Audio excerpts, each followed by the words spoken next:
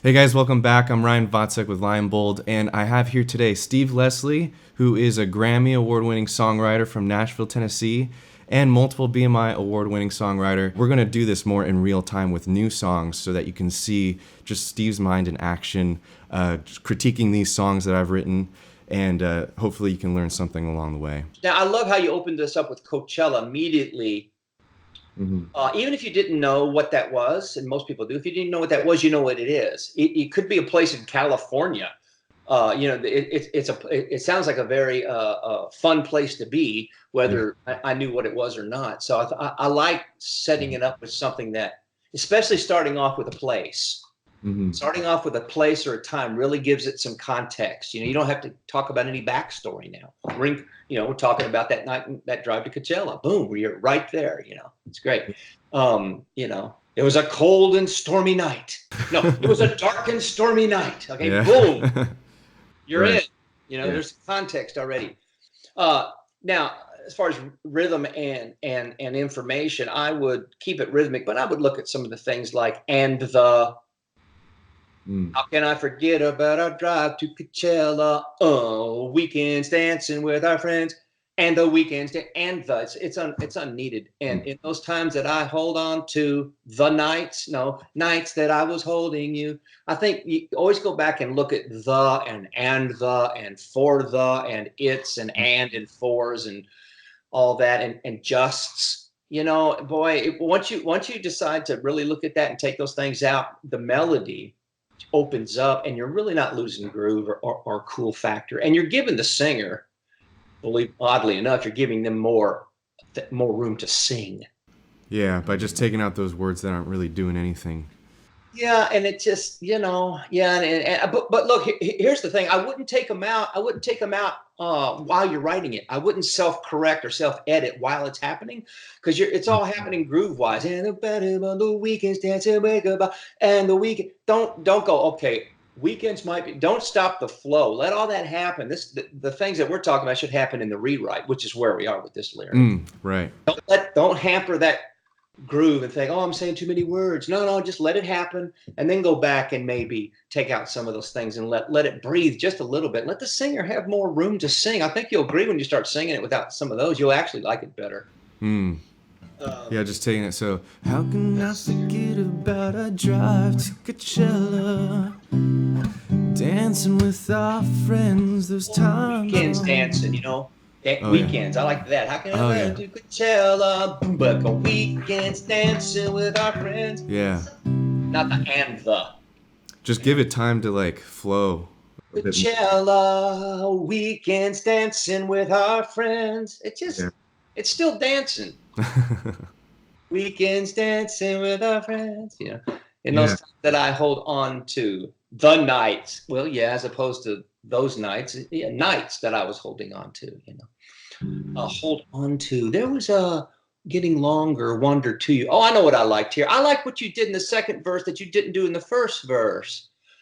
The end of the first verse, hold on to holding you.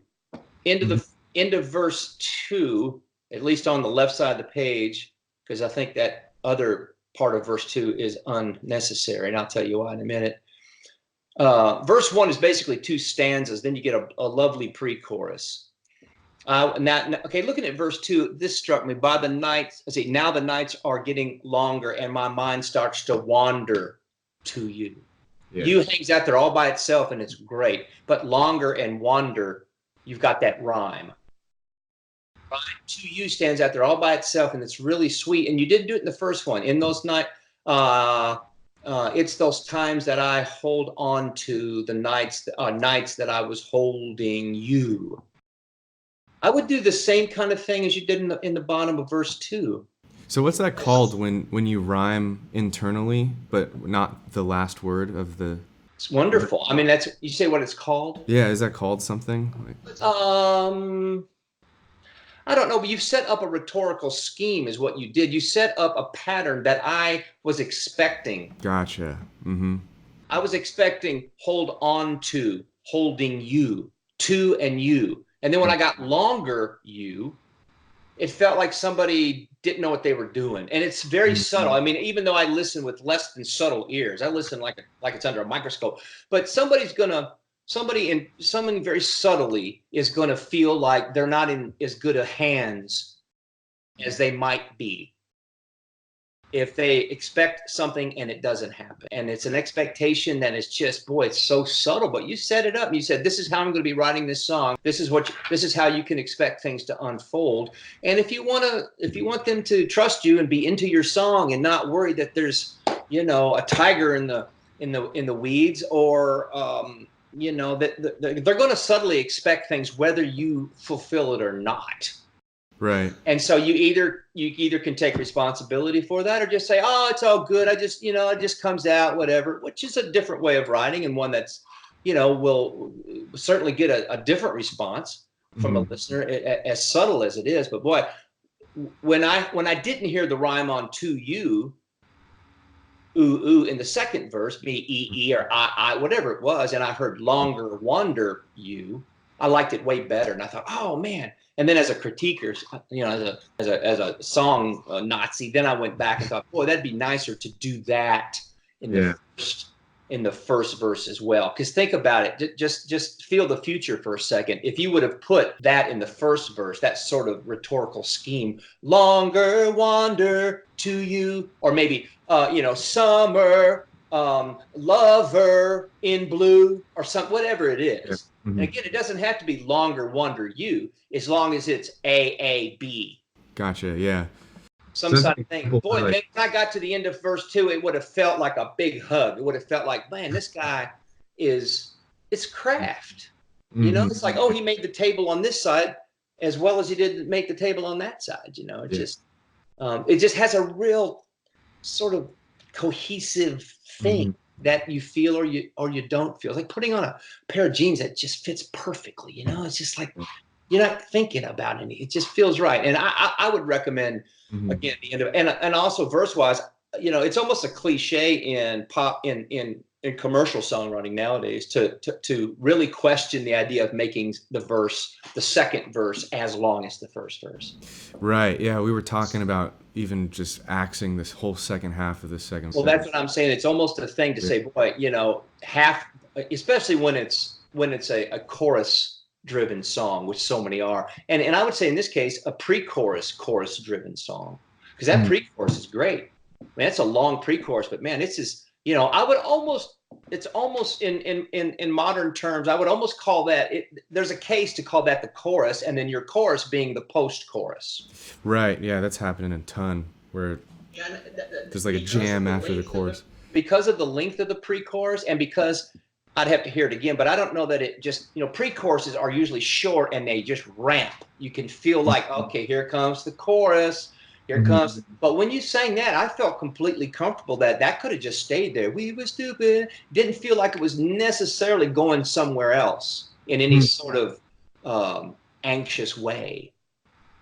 It felt like it could be just fine on its own, and maybe a turnaround with another verse following the pre-chorus that would have worked. But I love it's because you've been listening a lot to music that is current. Pop music especially, I would almost call that the chorus followed by a post-chorus rather than a pre-chorus. If you want to be called a pre-chorus, at least in my time, I would make it it would have to be shorter and actually feel like it's ramping up to the, to the chorus. It's basically saying, it's basically delaying gratification. Yeah. It's really delaying gratification. It's the wind up before you drop that chorus. Yeah, and this pre-chorus, it's not delaying it. I mean, I'm happy with hearing it. I don't feel like I need to go anywhere else. So I would, and you know what? Lyrically, and this was a big thing that we talked about, I think, and one thing that I just talk about in this course is one of the biggest lessons I ever learned in my life and still do is you write the section, and this is huge. You write the section that you're writing with an eye on the section you're going to. You never write in a vacuum. Somebody told me one time, boy, Mr. Leslie, you guys are like, you pro writers are like, you're like chess players. You're always looking like 3 or 4 moves in advance. And that's exactly right. You don't start at the top of the page and write all the way down, especially when you're telling a story, because you're going to have to move things around, and and one of the things is if you are jumping around and making sure that everything points toward the idea and everything is very economically written, big lesson is to write the section that you're writing. In this case, let's talk about verse 2. Let's say we've already got through verse 1. Maybe you wrote the chorus first. It doesn't matter. If you did write the chorus first, then you say, well, I need a verse. Well, you should be writing that verse with an eye on the chorus. So whatever in that verse, it needs to lead to, well, in this case, we were stupid and young. Right. Mm-hmm. Which maybe you did. But, okay, now you're at verse 2.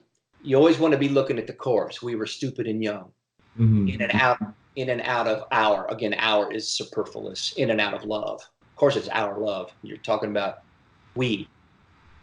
Mm-hmm. It's another word that doesn't need to be in there. Our love. In and out of love. In and out of our love, as opposed to, we're stupid and okay. Yeah, just words that don't do anything. And, so verse 2, again, looking at the second half of verse 2 on the right side of the page. So why don't you come over, since we're both sober? I know that we both made mistakes in the past. I don't know that that's the best use of your time. And boy, going from midnight undercover, this is the beginning of verse 2. Midnight undercover, getting close to each other's eyes wide open as the day, nights getting longer, and my mind starts to wonder to you, we were stupid and young. That's a better that is up. what your mind is wondering too. Yeah. It's a beautiful connection. And my mind starts to wander to you, ... we were stupid and young, in and out of our. It's a beautiful ramp. So yeah, that second half just completely ruins the setup there.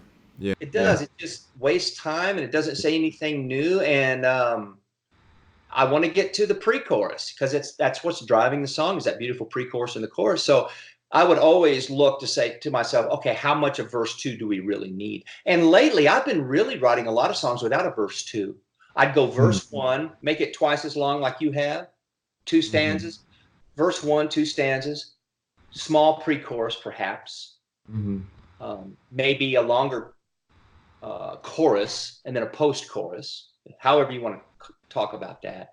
But then immediately thinking conventionally would say, well, now you need a second verse because you just wrote a first verse. But a lot of times I'll go right to a bridge back into the chorus and forget about the first verse, because I almost don't want to go back into that world that I've already taken them up here.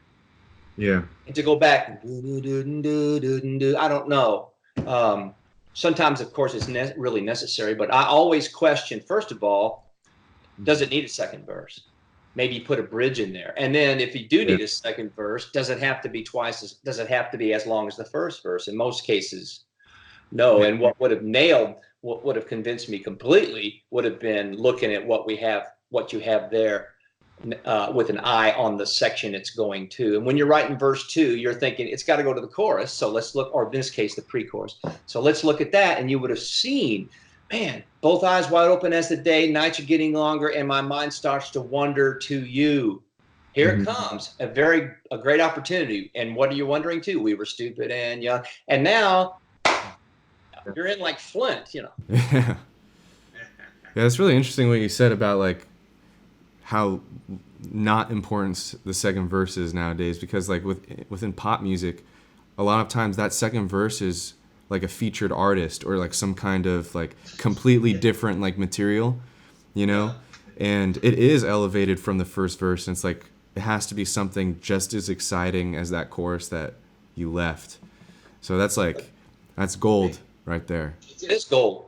It's gold. And probably the most gold is write the section that you're writing with an eye on the section it's going to, because you want that to be seamless. You want to, and you want to look at, again, if you're writing the second verse, you want to look at if it's going to the chorus, which they usually do. If it's going to a bridge, if you're thinking, a bridge would be nice, then you have to think ahead.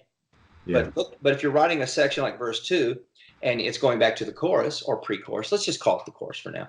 Then you look back, and you want to light up. You want the end of your verse 2 to segue and light up, and maybe even say something different about the first line or two of the chorus. which this does. And my mind starts to wander to you, we were stupid and young. Beautiful. Yeah. Mm-hmm. As opposed to now you're calling this off. That's a little too long and too late in the pre-chorus to make any real connection with the end of verse 2.